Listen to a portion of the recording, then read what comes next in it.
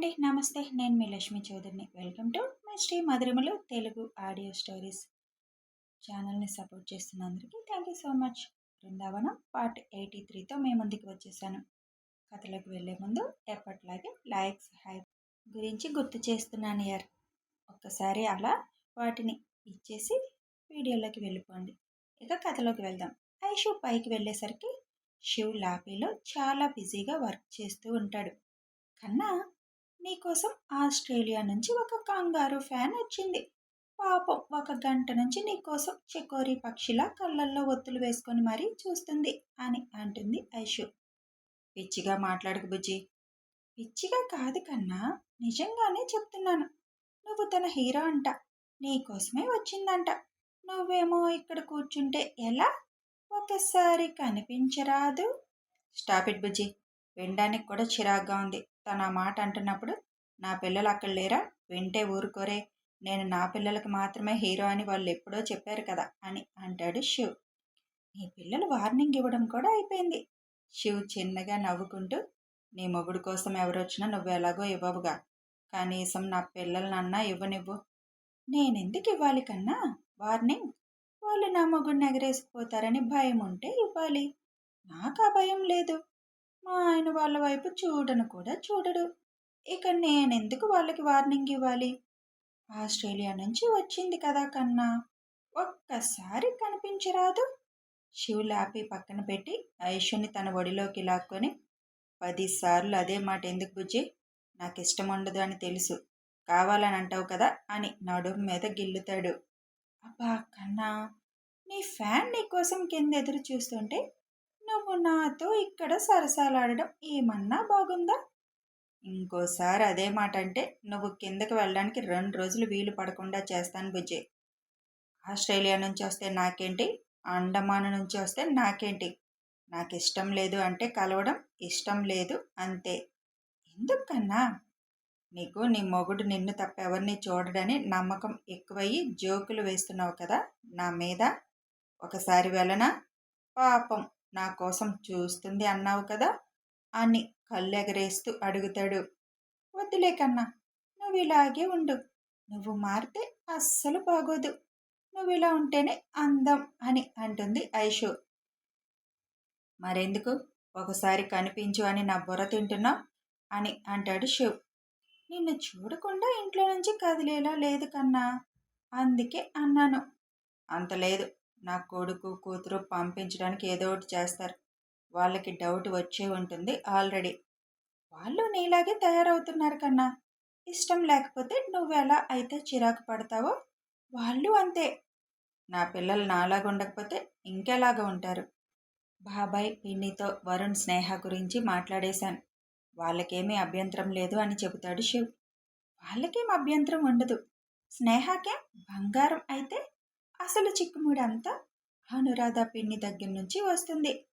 మాట్లాడాలి అత్తతో. ఎల్లుండి వెళ్ళిపోతారు కదా, రేపు వ్రతం అయిపోయాక మాట్లాడతాను. ఐషు ఒళ్ళో పడుకొని, మనం 1 వారం ఎటన్నా వెళ్దాం బుజ్జి అని అడుగుతాడు. ఎక్కడికి వెళ్దాం కన్నా? ఎక్కడో ఒక దగ్గరికి. ఈసారి ఎలాగూ అమెరికా వెళ్ళడం అవ్వదు కదా. అన్వేష్ వాళ్ళు హనీమూన్కి వెళ్తున్నారు కదా, మనం పిల్లల్ని తీసుకొని ఏటన్నా వెళ్ళి వద్దాం అని అంటాడు శివ్. నీ ఇష్టం కన్నా. సరే, నువ్వు వెళ్ళి వరుణ్ణి పంపించు, వాడితో మాట్లాడాలి. కిందకి వెళ్దాం కన్నా అంటుంది ఐషు. ఆ న్యూసెన్స్ ఎవరో ఉందన్నావుగా, వాళ్ళు పోని, అప్పుడు వస్తాను నేను. ఆడవాళ్ళంటే నాకున్న రెస్పెక్ట్ ఇలాంటి వాళ్ళందరూ కలిసి పోగొట్టేలా ఉన్నారు. చిరాకు తెప్పిస్తారు. సరే, నేను వెళ్ళి వరుణ్ణి పంపిస్తాను అని ఐషు కిందకి వస్తుంది. ఐషు కిందకొచ్చేసరికి అక్కడెవరూ ఉండరు. కంగారు పాప కనిపించదు. ఐషు వచ్చి, వరుణ్, మీ అన్నయ్య పిలుస్తున్నారు అని వరుణ్కి చెప్పి, ఇంతకు కంగారు పాప ఏమైంది అని అడుగుతుంది అక్కడున్న అమృత శ్రీ వాళ్ళని. అయ్యో ఆశి పంపించేశారుగా అని అమృత నవ్వుతూ చెబుతుంది. ఏం చేశారు ఇద్దరు? ఎంత హంగామా చేసింది. అసలు నువ్వు వెళ్ళి చక్కగా పైన బావగారితో కబుర్లు చెప్పుకుంటూ కూర్చున్నావు. ఇక్కడ ఆవిడ గారు బావగారిని చూడకుండా వెళ్ళనని భీష్మించుకొని కూర్చుంది. వాళ్ళ నాన్న చెప్తున్నా కదలడం లేదు. నేను నా హీరోని చూడాలి అని పట్టుబట్టి కూర్చుంది. అసలేం జరిగింది అంటే, నేను నా హీరోని చూడకుండా రాను డాడీ, చూడడం కూడా తప్పేనా అని సోఫాలో కూర్చుంటుంది నిఖిత. ఏమనుకోకండి, కొద్దిగా గారాబంగా పెరగడం వల్ల మొండి పట్టుదల ఎక్కువ. తను అనుకున్నది జరగాలి అంటుంది. నేను తీసుకువెళ్తాను, మిమ్మల్ని ఇబ్బంది పడితే క్షమించండి అని అంటారు రమేష్ గారు. అయ్యో, మీరెందుకండి క్షమాపణ చెప్పడం? మా శివ అసలు ఆడవాళ్ళతో పెద్దగా మాట్లాడడు, ఫ్యామిలీ మెంబర్స్తోనే ఫ్రీగా ఉంటాడు. ఇప్పుడైతే కిందకి రావడం కష్టమే, తను చాలా రెస్ట్లెస్గా ఉన్నాడు, అందుకే రెస్ట్ తీసుకోమని మేము వదిలేశాం అని చెబుతారు విజయ గారు. నిఖిత ప్రవర్తన ఆయు ఆశకి చాలా చిరాకు తెప్పించింది. ఎలా వెళ్ళదో చూస్తాం మేము అనుకుంటారు. అనుకున్నదే తడువుగా, నాని మా పిల్లలందరికీ జ్యూస్ ఇవ్వు అని అడుగుతాడు ఆయు. సరే నాన్న అని పిల్లలందరికీ జ్యూస్ పంపిస్తారు విజయ గారు.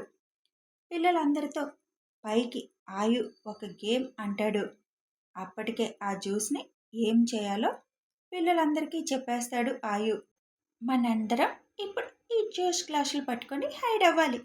మన జ్యూస్ కాపాడుకుంటూ పక్క వాళ్ళ జ్యూస్ పోయేలా చూడాలి. ఆడదామా అని అడుగుతాడు ఆయు. పిల్లలందరూ డన్ అంటారు. సరే, స్టార్ట్ చేయండి అని చెబుతాడు ఆయు. ఎవరికి వాళ్ళు కొద్దిగా దూరం వెళ్ళినట్టు వెళ్ళి మళ్ళీ అందరూ అక్కడక్కడ మనుషుల చుట్టూ తిరుగుతారు. కాసేపు అలా తిరిగినట్టు నటించి ఆయు ఆశి ఇద్దరు వాళ్ళ చేతిలో ఉన్న గ్లాస్ అలాగే పట్టుకొని సోఫాలో నిఖిత పక్క చేరతారు. పాప చూపంతా పైనే ఉంది. ఐషు పైకెళ్ళిందని, ఇంతసేపు పైనే ఉందని కుళ్ళుకుంటూ పైకే చూస్తూ ఉంది. అసలు చుట్టూ ఏం జరుగుతుందనేది గమనించే స్థితిలో లేదు. ఆయు ఆశి పైకెక్కగానే హన్సిక మైరా వచ్చి నిఖిత ఎదురుగా నిలబడి ఆయు వాళ్ళ గ్లాసులు అందుకుంటున్నట్టుగా యాక్టింగ్ చేస్తూ వాళ్ళ చేతిలో ఉన్న గ్లాసులు పట్టుకొని ఎగురుతూ ఉంటారు ఇద్దరు. ఎగురుతుండగా ఆ జ్యూస్ అంతా నిఖిత మీద పడుతుంది. ఒంటి మీద జ్యూస్ పడేసరికి అప్పుడు చూస్తోంది ఏం జరిగిందని.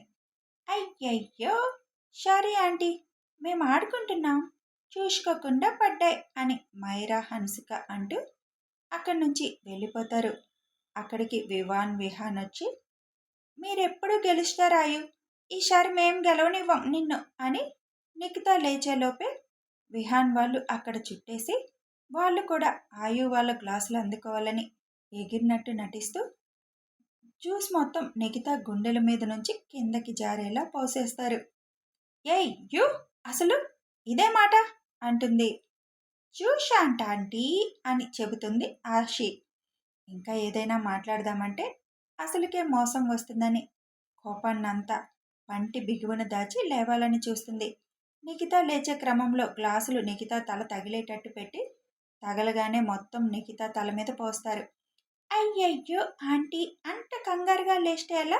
మా చేతుల్లో జ్యూస్ ఉందని తెలుసు కదా, ఇప్పుడు చూడండి మీ తల తగిలి మా చేతిలో జ్యూస్ అంతా బ్యాలెన్స్ చేసుకోలేకపోయాం. ఇప్పుడు మీ వల్ల గెలవాల్సిన మేము ఓడిపోయాం.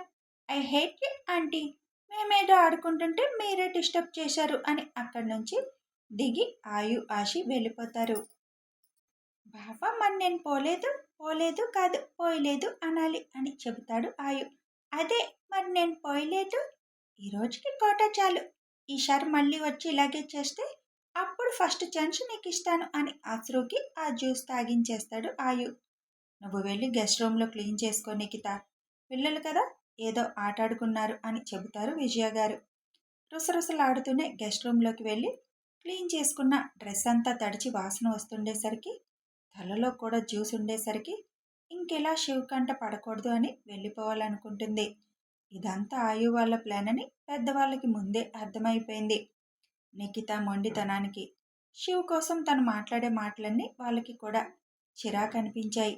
పిల్లలు ఆట మొదలు పెట్టగానే రమేష్ గారిని పక్కకు తీసుకెళ్ళిపోతారు నరసింహ గారు. గెస్ట్ రూమ్ నుంచి బయటకు వచ్చి వాళ్ళ నాన్న కోసం చూస్తుంది. దూరంగా ఉన్న రమేష్ గారి దగ్గరికి వెళ్ళి, డాడీ వెళ్దాం పదండి అంటుంది. ఏమైంది నిఖిత, ఎందుకు ఇలా తడిచిపోయావని ఏమీ తెలియనట్టు అడుగుతారు ఆయన. ఆ పిల్లలు కావాలని నా మీద ఇలా పోశారు. చెప్తాను వాళ్ళ పని అంటుంది. కావాలని ఎందుకు పోస్తారు? ఏదో ఆడుకున్నారులే అని నవ్వుతూ అంటారు రమేష్ గారు. నీకు కూడా సరదాగా ఉంది కదా, పదండి వెళ్దాం అంటుంది. రేపు రిసెప్షన్ ఉంది బాబుది, నువ్వు రా రమేష్ అని చెప్పకపోతే బాగోదని చెబుతారు నరసింహ గారు. పిల్లలకి థ్యాంక్స్ చెప్పుకొని కూతుర్ని తీసుకొని వెళ్ళిపోతారు రమేష్ గారు. అది అక్క జరిగింది అని చెబుతుంది అమృత. అక్కడ మీ బావగారేమో కాన్ఫిడెంట్గా నా పిల్లలు పంపించేస్తారు తనని అని చెప్పారు. ఇక్కడ వీళ్ళు అలాగే చేశారు. పాపం తప్పు కదా, ఇంటికి వచ్చిన వారిని అలా చేయొచ్చా అని అంటుంది పిల్లల వైపు చూసి. మా గెస్టులు గెస్టుల్లా ఉండాలి, ఆంటీ అలా లేరు, అందుకే మాకు నచ్చలేదు. పైగా మా నాన్న గురించి తను చూడటం ఏంటి, అది మాకు అస్సలు నచ్చలేదు. అందుకే మేము అలా చేశాం. పదండి మనం ఆడుకుందాం ఇంకా అని పిల్లలందరూ పక్కకి వెళ్ళిపోతారు. పని వాళ్ళు వచ్చి అక్కడ పడ్డ జ్యూస్ మొత్తం క్లీన్ చేసి వెళ్తారు. అయినా ఇలాంటి ఐడియాలు ఎక్కడి నుంచి వస్తాయో వీళ్ళకి తెలియదు, కానీ ఇదైతే మాత్రం కరెక్ట్ ప్లానే. అలా ఒళ్ళంతా తడిసింది కాబట్టి వెళ్ళిపోయింది, లేకపోతే జిడ్డులాగా ఇక్కడే బావగారు వచ్చేదాకా కూర్చునేది. కూర్చొని ఇవ్వాల్సింది కదా. ఒక్కసారి మీ బావగారు చూస్తే దెబ్బకు పారిపోయేది. ఇంక మా బావగారికి ఏం పని లేదనుకున్నారా? ఇలా వచ్చిన అందరినీ కోపంగా చూడడం, బెదిరించడం, అలాంటి డీలింగ్స్ అంటేనే ఆయనకి చిరాకు. ఈవిడ గారి కోసం మళ్ళీ మా బావగారు దిగి రావాలా? ఆయు వాళ్ళు చాలదా అని అంటుంది అమృత. పైనుంచి వరుణ్ ఎగురుకుంటూ కిందకి దిగుతాడు. ఏంటి బాబు అంత ఆనందంగా ఉన్నావు, ఏంటి సంగతి అని కళ్ళెగరేస్తూ అడుగుతుంది ఐషు. నేను ఇవాళ చాలా ఆనందంగా ఉన్నాను అంటాడు వరుణ్. ఎందుకలా ఉన్నాడు ఐషుకి తెలిసిన కాసేపు ఆడుకోవాలని పాట పాడడం మొదలు పెడతారు అందరూ. ఏమైంది సారు, ఏంటా హుషారు, బాగుంది చోరు, ఊరంతా హోరు అంటూ ఐషు, అమృత, అన్వి, శ్రీ అంటూ ఉంటే, ఆనందమొస్తే ఇంతే కాదా, అందరూ ఆరాలు తీసే, వింతే లేదు నమ్మరని వరుణ్ అంటాడు. సై సైరా అంటూ అందరూ స్టెప్స్ వేస్తూ వరుణ్ణి ఆట పట్టిస్తూ, మధ్యలో వరుణ్ స్నేహ దగ్గరికి వెళ్ళబోతే ఐషు వరుణ్ చెవులు పట్టుకొని తీసుకొస్తుంది. పనిష్మెంట్ మర్చిపోయావా అంటూ. అలా సరదాగా డ్యాన్స్ వేసి అందరూ ఒక దగ్గర కూలబడతారు. వదిన, మా లయన్ గ్రీన్ సిగ్నల్ ఇచ్చేశారు కదా, ఇంక నీ పనిష్మెంట్ వెనక్కి తీసుకో వదినా అని గారంగా అడుగుతాడు వరుణ్. అంతలేదు, ఈ పనిష్మెంట్ నేను చెప్పే వరకు పాటించవలసిందే, లేదంటే మీ లయన్ గ్రీన్ సిగ్నల్ ఇచ్చినా నేను ఇవ్వకపోతే అది పెండింగ్లో పడిపోతుంది, గుర్తుపెట్టుకో అని అంటుంది ఐషు. వదినా అంటూ గారాలు పోతూ ఉంటాడు ఐషు దగ్గర. అప్పుడే మైక్, కిరణ్, రాజ్ వాళ్ళు వస్తారు. ఏమైందనంటే, మీరు చాలా మిస్ అయ్యారు అని కంగారు పాప వచ్చిన దగ్గర నుంచి ఇప్పటి వరకు జరిగింది మొత్తం చెబుతారు. అరే, మేము చాలా మిస్ అయ్యాం అని అంటుంది శ్రావణి. ఏం పర్లేదు, తన అన్నయ్యని కలిసేదాకా వదలదు, రేపు రిసెప్షన్లో ఎంత హంగామా చేస్తుందో చూడండి అని అంటుంది శ్రీ. రేపు నేనుంటాగా, ఆ కంగారు పాప సంగతి ఏంటో చూస్తాను అని అంటాడు మైక్. అయినా మన ఇంట్లో ఎంత ప్లేస్ ఉంది కదా, మళ్ళీ మీరు అక్కడికి ఎందుకు వెళ్ళారు అందరూ అడుగుతుంది ఐషు. ఏం లేదు, మేము ఎల్లుండి వెళ్ళిపోవాలి కదా, కొద్దిగా చిన్న షాపింగ్ చేశాను, తర్వాత కిరణ్ ఇల్లు అక్కడికి దగ్గర కదా, కాసేపు అక్కడ రెస్ట్ తీసుకొని వద్దామని వెళ్ళిపోయాం. ఇంతకీ వరుణ్ ఏంటి ఇంత మాకు షాక్ ఇచ్చాడు అని అడుగుతాడు రాజ్. మామూలు షాక్ కాదు, వీళ్ళ అన్నదమ్ములందరూ ఒకటేరా బాబు, పైకి ఎక్స్ప్రెషన్స్ ఏమీ చూపించరు, చేసేవన్నీ చేస్తారు అని అంటాడు కిరణ్. అలాగే ఉండాలి, మీలా ఉంటారా ఏంటి అని అంటుంది శ్రావణి. అవునులే, ప్రేమ చూపించడం కూడా తప్పేనా, ఎప్పుడు చూడు మా మీద పడతావు అని అంటాడు కిరణ్. అబ్బా, మీరిప్పుడు దాని మీద డిబేట్లు పెట్టకండి అంటుంది ఐషు. సరే, మా హీరో ఎక్కడా, పొద్దున్నుంచి బయటికి రాలేదు అసలు అని అంటాడు మైక్. ఆ కంగారు పాప కూడా నా హీరో నా హీరో అని పట్టుకుంది. మీరందరూ హీరో అనడం మానేయండి అని అంటుంది ఐషు. సిస్, అసలు హీరో అని అన్నదే ఫస్ట్ నేను. ఆవిడెవరో అన్నదని మమ్మల్ని అనొద్దనడం ఎంతవరకు న్యాయం అంటాడు మైక్. కథ కొనసాగుతుంది. ఇక్కడితో అయిపోయిందా కంగారు పాప పని? చూద్దాం మరి ఏం జరగబోతుందో. వీడియో నచ్చితే లైక్ చేయండి, షేర్ చేయండి, కామెంట్స్ రూపంలో మీ అభిప్రాయం తెలపండి. సబ్స్క్రైబ్ చేసుకొని ఛానల్ని సపోర్ట్ చేయండి. Thanks for watching.